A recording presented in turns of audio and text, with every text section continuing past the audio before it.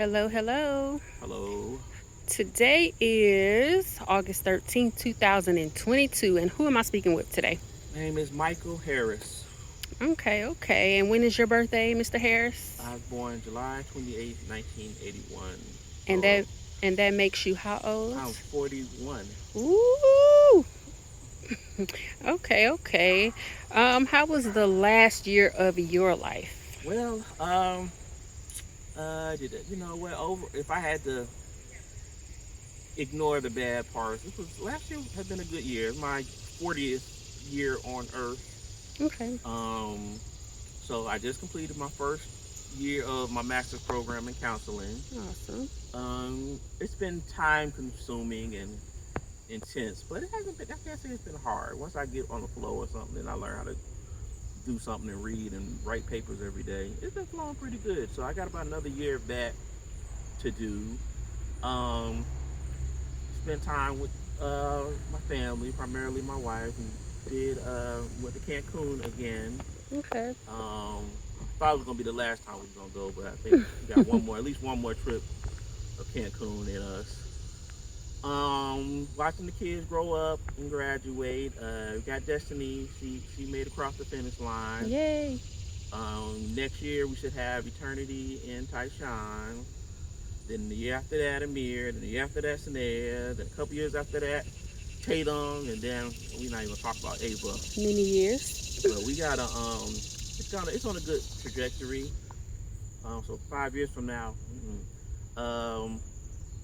what else happened this year? We've been going through the flow. This is the post. It was the post pandemic year. Okay. So kids back in school. That's been a adjustment. Some of them went full time. Some of them went part time. So that's been the adjustment. Some of them, coming back off of that virtual schooling was so it was easy for some. It wasn't easy for others. But we got back in the flow of that. Like I said, that getting in the flow of that, my school work. So it's been a good year. Like I said, if I just ignore the bad stuff. So the bad stuff. Really, only one bad stuff. I Okay. lost my grandmother Harriet Reynolds on July 27th. That's the day before my birthday. It was a rough year for her. She had a stroke in March, and that put her in the hospital.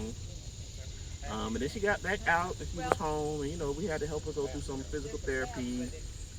And I primarily, me, with Faith and the kids, but we was feeding her and make sure she was clean, and she was going through therapy. So she was coming back up, but then she had a seizure and went back into the hospital again.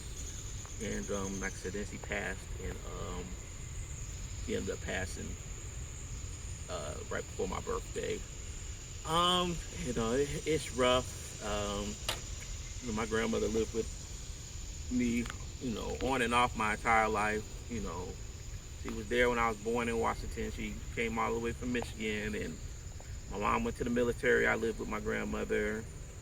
Um, then I traveled around my mom a bit when she was in the military, Germany and Colorado. Then when I was about first or second grade, we moved to Georgia, right outside Atlanta. That's where my grandma and grandfather lived, and I lived. We all lived with our grandma and grandma up until I graduated from high school. So that was so then I moved into the dorm, and I come back for the summer, and then I went through life, had my kids, and went through a divorce, and found myself a single dad. My grandmother lost. My grandfather died during that time. So then somehow she ended up living with me again, and so that was a blessing. She was there. She helped me raise my kids, and they developed a strong relationship with her. Tyshawn, Amir, and they developed a strong relationship with her, especially Amir. Um, so we all were dealing with a loss. My grandmother was a big part of our family. She stayed with me, but everybody, all my brothers and cousins, they'd always constantly come see grandma. Um, She was just so happy all the time with all of us, whether it was the simplest thing. Someone could bring her a box of chicken, and oh, this chicken is good. This chicken is good. You know, um, she always happy. Every time we had a holiday, we would celebrate it with her.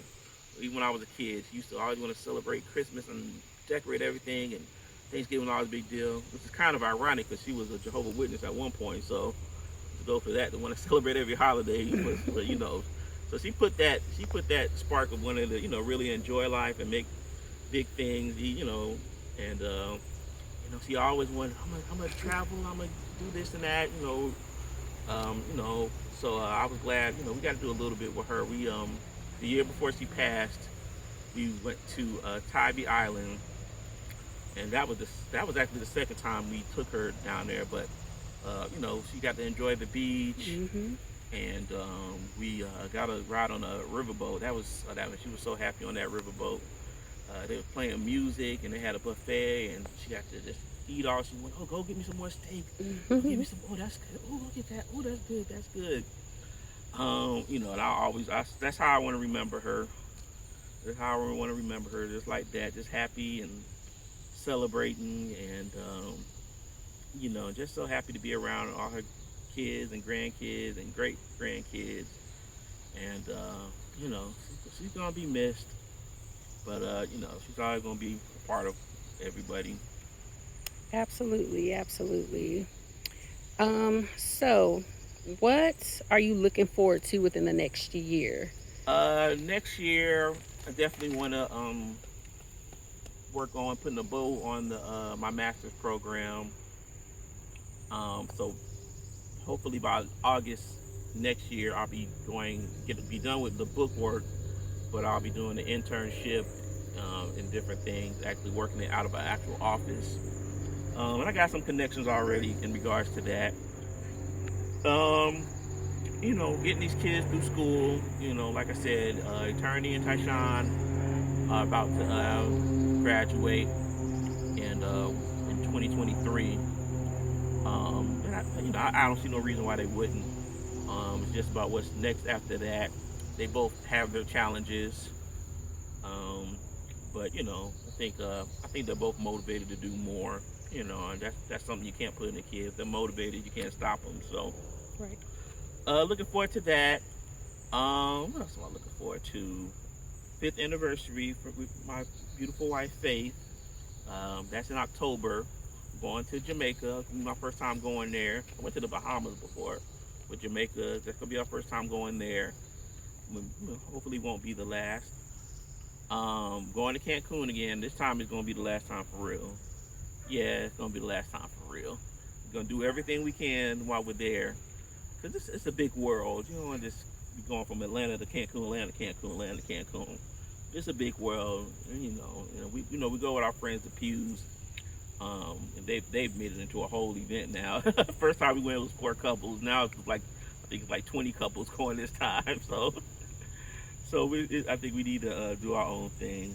Faith disagrees, but we'll see. I changed my mind before, so we'll see. But I don't know. This year I'm gonna embracing myself though. I think it's gonna be a financially tight year. Um, Hopefully, Faith to be work again soon. But Grandma did help us out financially, so that's definitely gonna be something missed there. And just everything is getting so expensive now. This is it's an inflation year. Coming off the pandemic, and gas prices are up, and it's an inflation year all over the place, and rent's high, and our mortgages have gone up. Property value has gone up, but the mortgages have gone up also. So we tighten. I think mentally preparing ourselves, and just we always live within our means. It's just no more splurging on Amazon or anything like that.